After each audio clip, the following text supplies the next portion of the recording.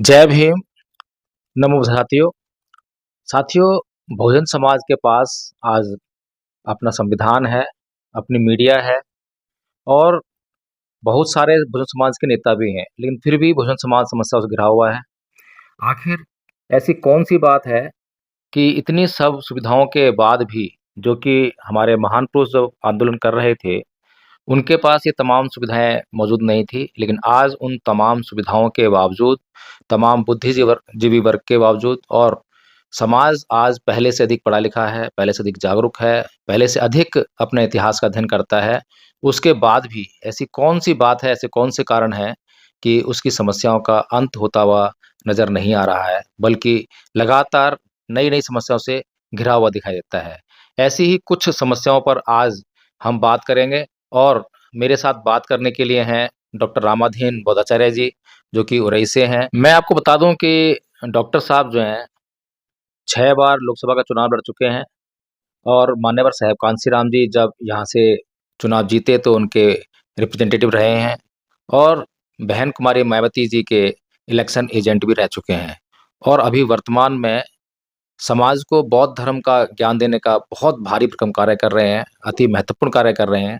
तो आइए एक मुलाकात डॉक्टर साहब से। डॉक्टर साहब, आपका स्वागत है। जय भीम, नमो बुद्धाय।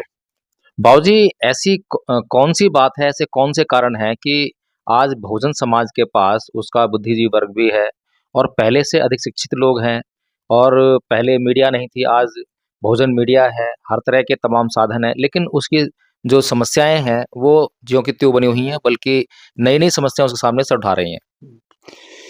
वकील साहब, जब हम इतिहास की ओर निगाह करते हैं तो हमें प्रतीत होता है कि हमारे जो महापुरुष रहे हैं, बुद्ध से लेकर के मानवर कांशीराम जी तक, सभी ने शील पर बहुत जोर दिया है कि शील पर प्रतिष्ठित होकर के, शील पर खड़े होकर के, या शील को अपना आधार बना करके जब तक हम सामाजिक परिवर्तन की बात नहीं करेंगे तो वो बेईमानी होगी। पहले जितना भी काम किया है, जितने भी महापुरुष हुए हैं, भगवान बुद्ध एक राजकुमार थे, उन्होंने अपना पूरा घर परिवार छोड़ करके और मैं मिटाने के लिए, अपना अहम मिटाने के लिए भिक्षुओं को कहा, अपने अनुयायियों को कहा कि जब तक आप मैं नहीं मिटाओगे तब तक हम नहीं समझते हैं कि आप मानवता बहाली की बात कर सकते हो। तो उन्होंने सबसे पहले कहा कि आपको हमारे साथ चलने के लिए, हमारे संघ में प्रविष्ट होने के लिए आपको एक करना पड़ेगा एक काम, वो ये है कि आपको सर घुटाना पड़ेगा, फटे चीथड़े कपड़े का चीवर पहनना पड़ेगा, और सबसे बड़ी बात यह है कि आपको भिक्षा के माध्यम से ही अपना जीविकोपार्जन करना पड़ेगा। आपको ये शर्तें अगर मंजूर है तब हमारे संघ में शामिल हो सकते हैं। हम कहना ये चाहते हैं कि महापुरुषों ने इस काम को करने के लिए, मानवता बहाली करने के लिए अपने को पहले दफन किया, अपने मैं को दफन किया और पूरा का पूरा समर्पण भाव से ये काम किया। इसके बाद जो भी महापुरुष आए हैं, चाहे छत्रपति साहू जी हुए हों, चाहे उसके बाद और भी जो जो हमारे महापुरुष हुए हैं वो हों, फूले साहब आदि जितने भी लोग रहे हैं, इन सभी ने इसी त्याग के बल पर यह काम किया। अंत में बाबा साहब डॉक्टर अंबेडकर ने तो अपने चार छोटे छोटे बच्चे, अबोध बच्चे, उनकी कुर्बानी दे दी और परिवर्तन की अपनी चाल को धीमा नहीं किया, चलते ही रहे। कांशीराम साहब ने आगे उसी काम को बढ़ाया। कांशीराम साहब ने भी, उन्होंने देखा कि बाबा साहब के आंदोलन में जो चरित्रहीनता की बात थी, जो धन संचय की बात थी, उसकी वजह से बाबा साहब डॉक्टर अंबेडकर के आंदोलन को धक्का लगा। तो उन्होंने ये तय किया कि मैं जीवन में कभी भी इतनी संपत्ति इकट्ठी नहीं करूंगा कि जिसमें 2 गज लंबी 1 गज चौड़ी जमीन हमें दफनाने के लिए हमारे कार्यकर्ता उस संपत्ति से वो जमीन खरीद सके। मुझे ये कहने में जरा भी संकोच नहीं है कि आज के परिवेश में जो भी समाज परिवर्तन की दुहाई दे रहे हैं, हम समाज परिवर्तन की बात कर रहे हैं, वो सब के सब जितने भी लोग हैं, अपवाद के तौर पर कुछ लोग हो सकते हैं कि जो इस लालच में नहीं फंसे हुए हैं, ईमानदारी से काम कर रहे हैं। हमारा ये भी कहना नहीं है कि आज ईमानदार लोग, चरित्रवान लोग समाज सेवा के कार्य में दक्ष नहीं है, लगे हुए नहीं हैं वो, लेकिन संख्या बहुत कम है। इसमें भगवान बुद्ध ने एक बात कही है, उस सिद्धांत की कसौटी पर हम कसते हैं तो बिल्कुल खरा उतरता है, खरी बात उतरती है। भगवान बुद्ध ने कहा कि भगवान बुद्ध से जब बनते लोगों ने कहा कि भगवान, जब कम भिक्खु होते थे तब अरहत ज्यादा होते थे, आज भिक्खु बहुत ज्यादा हो गए हैं लेकिन अरहत कम हो रहे हैं, इसका क्या कारण है? तो उन्होंने कहा कि भिक्खुओं, पहले जो भिक्खु कम होते थे वो सील पर आधारित होकर के पूरे मनोयोग से मोक्ष प्राप्ति के लिए, निर्वाण प्राप्ति के लिए प्रयासरत थे। आज जो भी भिक्खु हैं वो सील पर आधारित नहीं है और अपने स्वार्थ के लिए काम कर रहे हैं। ये बात भगवान बुद्ध ने अपने समय में कही थी, उस समय में भी भिक्खु इस स्तर पर चल दिए थे, तो ये परंपरा चलती ही गई।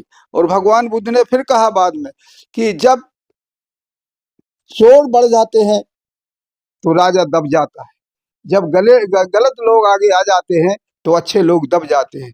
आज के परिवेश में अगर हम ये देखें कि जो भी आज समाज सुधार की बात कर रहे हैं, जो भी आज राजनीति की दुहाई दे रहे हैं, मुझे ऐसा लगता है कि ये लोग जब तक, ऐसे लोग जब तक राजनीति में रहे, ऐसे लोग जब तक समाज सेवा के रूप में काम करेंगे, तब तक ये समाज ठगता ही जाएगा, ठगता ही रहेगा।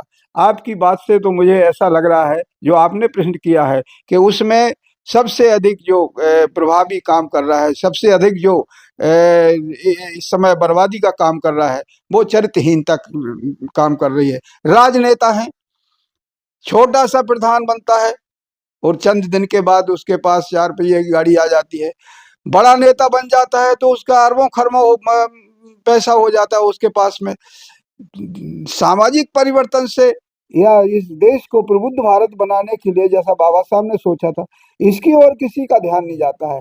सबको बस पैसा, धन, वैभव, धन, वैभव, इसी में लगा रहता है।